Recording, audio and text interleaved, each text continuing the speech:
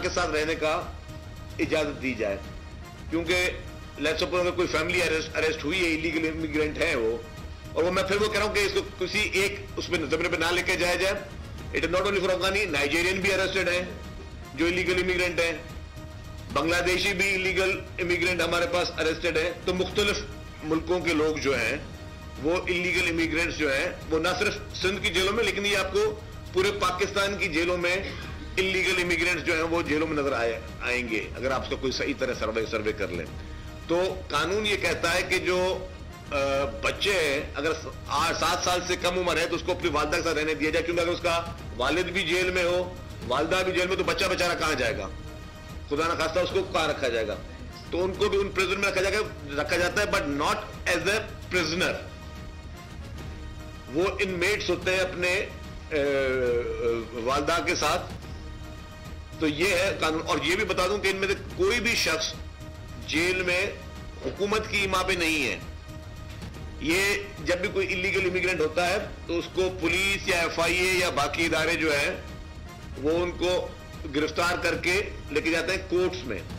ये अदालतों के अहकामात पर ये लोग जो हैं वो फिर जाते हैं। अच्छा, फिर जब ये तस्वीर की बात है, हमने तो कैटेगरी कहते हैं कि सिंध के किसी भी जेल की, मैं फिर रिपीट कर रहा हूं, सिंध का कोई भी ऐसा जेल नहीं है जिसकी तस्वीर हो, तो इसको हम क्लियर करते हैं।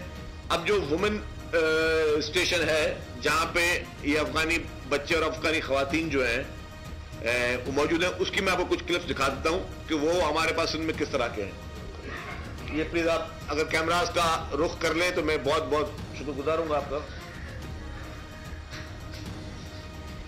ये कोई स्कूल नहीं है, ये जेल के अंदर ही समझे कि इन्होंने मॉन्टेसरी स्कूल बनाया हुआ, लेकिन मतलब ये कोई प्राइवेट स्कूल या गवर्नमेंट का स्कूल नहीं है, ये जेल के अंदर का है। ये देख लें जी। तो प्लीज जूम कीजिएगा कैमरा इसको।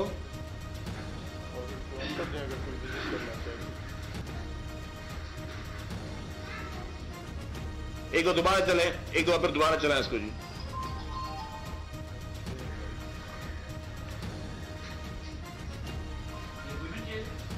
ये वुमेन जेल कराची में है जी, जहां पर ये मासूम बच्चे जो हैं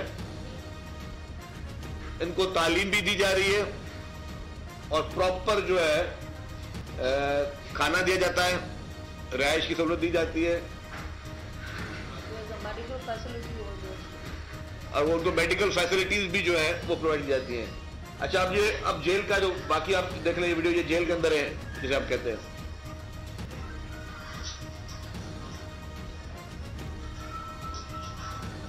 नेक्स्ट वीडियो चलाएं जी। नेक्स्ट ये पिक्चर जरा दें। नेक्स्ट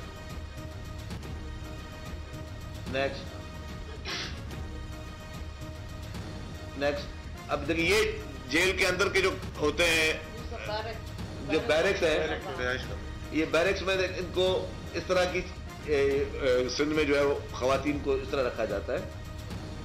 ये आप देख लीजिए, उनकी नमाज की जगह भी बनाई हुई है, वहां पे उनके पास चारपाइयां भी हैं, बिस्तरे भी हैं, और ये इस तरह रखा जाता है।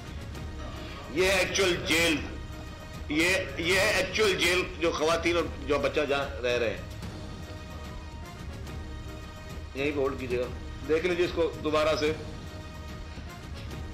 नेक्स्ट। अच्छा, खैर, अब इसके बावजूद इस पर मैं ज्यादा अब जितना मुझे एक्सप्लेन करना था वो पोर्शन में एक्सप्लेन कर दिए। हम मीडिया के तमाम दोस्तों को एक ओपन एक्सेस भी देते हैं। ये नहीं कि ये मैं अपनी मर्जी से कोई तस्वीर पता नहीं कहां की बना के कौम को और मीडिया को बेवकूफ बना रहा हूं शायद, तो इसलिए मीडिया के दोस्तों को हम एक्सेस देते हैं। ये एडवाइजर टू प्रिजन जो है एजाज जखरानी साहब मौजूद हैं, DIG साहब मौजूद हैं, कि जब भी आप लोग चाहें विजिट करना चाहें। और मेरी ये मशवरा होगा कि आज इस प्रेस कॉन्फ्रेंस के बाद अगर आप लोग, क्योंकि ये एक सोशल मीडिया पे इशू रेज हुआ है, तो मेरी गुजारिश होगी कि आज इस प्रेस कॉन्फ्रेंस के बाद अगर आप लोग मिनिस्टर साहब के साथ जेल विजिट करना चाहें, ये चीजें जो अभी सिर्फ दिखाई गई है इसको फिजिकली खुद मॉनिटर करना चाहें, अपने कैमरास के जरिए दिखाना चाहें तो भले दिखा, लेकिन मेरे से एक गुजारिश होगी कि उसमें कोशिश कीजिएगा कि इन प्रिजनर्स यानी बच्चों की पिक्चर्स को अगर ब्लर कर दें तो ज़्यादा बेहतर होगा, कि मुनासिब नहीं लगता किसी के आप जाके जेल में जाके पिक्चर करें, वीडियो करें।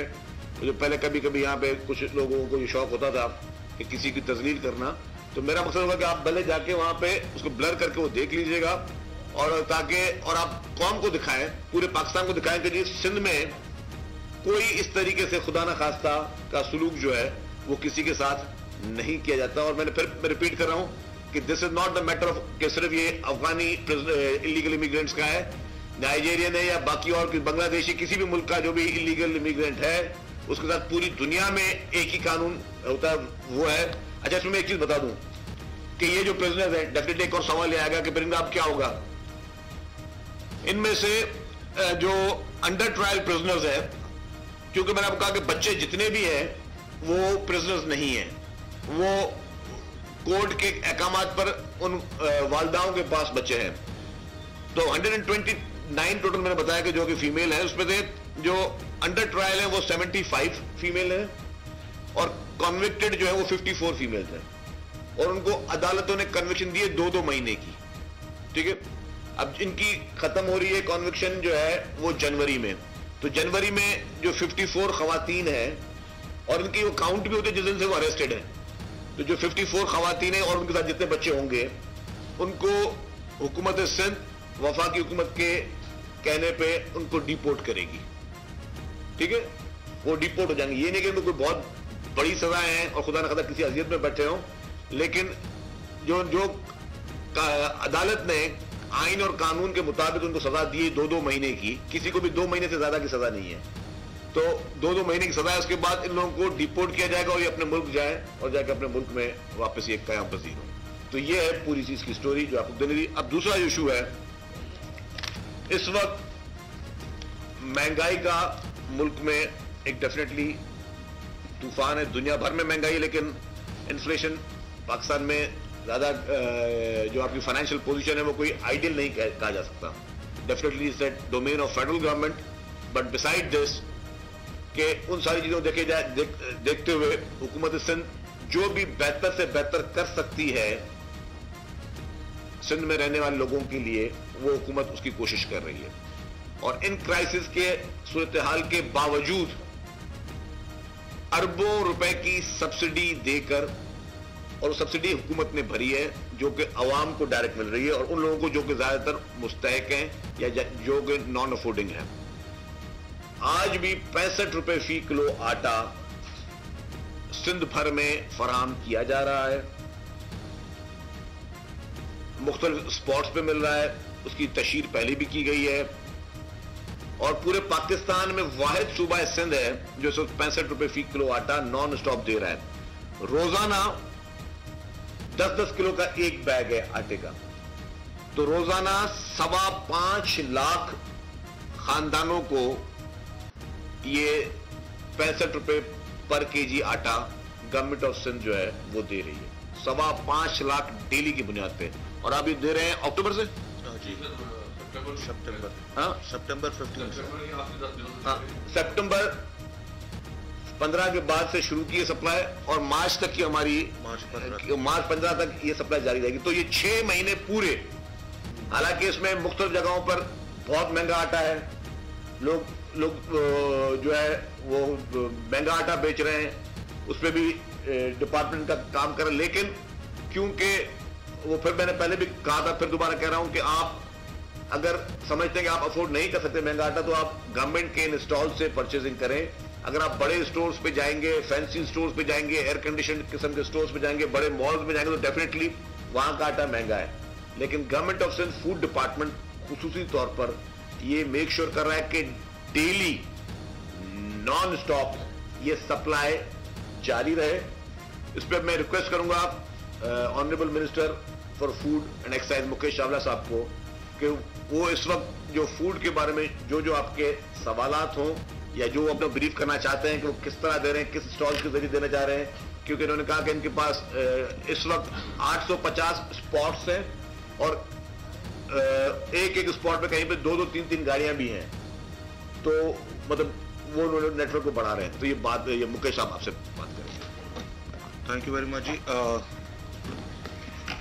पिछले दिनों से जैसे ये आटे की प्राइसेस के ऊपर बातचीत हो रही है मीडिया में भी और हर जगह, तो ओवरऑल मैं शुरू करूंगा कराची से लेकर कश्मीर तक की बात करूंगा।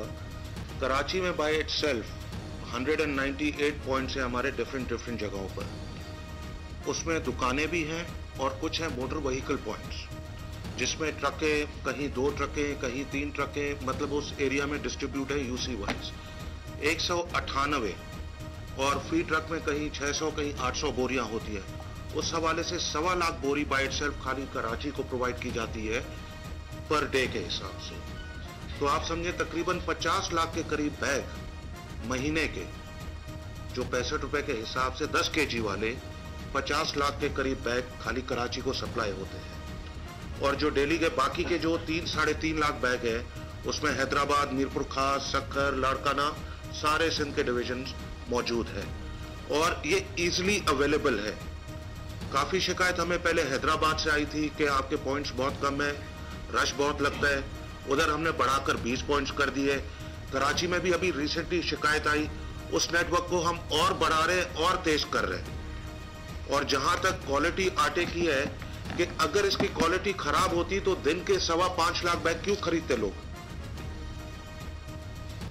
5.25 लाख बैग क्यों खरीदते लोग अगर आटा खाने वाला नहीं होता? आपको प्रेस क्लब पर भी हमने गाड़ी भेजी थी। आई थिंक प्रेस क्लब वालों ने भी ये आटा ट्राई किया था और मीडिया वाले भाई बैठे, उन लोगों ने उसकी रोटी भी खाई थी। तो आटे की क्वालिटी बहुत अच्छी है। ये कहना कि ये आटा खाने वाला नहीं है, ये सरासर नाजायजी है। और जहां तक सब्सिडी की बात की, गवर्नमेंट इतनी सब्सिडी मैं आपको बता दूं जो वीट में दे रही है, थरकोल में भी नहीं दी है। थरकोल में भी इतनी इन्वेस्टमेंट नहीं हुई है जो हर साल वीट की मद में सिंध गवर्नमेंट सब्सिडी दे रही है गरीब लोगों को। जहां तक बात है मीडिया के थ्रू, मैं मीडिया को भी रिक्वेस्ट करूंगा, अगर आप और पॉइंट्स हमें बताएं, अगर आप समझते हैं कि और पॉइंट्स जिधर ये इंक्रीज की जाए, तो सिंध गवर्नमेंट फूड डिपार्टमेंट हर वक्त 24 घंटे हाजिर है। आप मुझे डायरेक्ट कॉल कर लें या मुझे व्हाट्सएप कर दे या शर्जील साहब को कर दे या सेक्रेटरी फूड को कर दे, हम इसको और इजीली अवेलेबल करेंगे।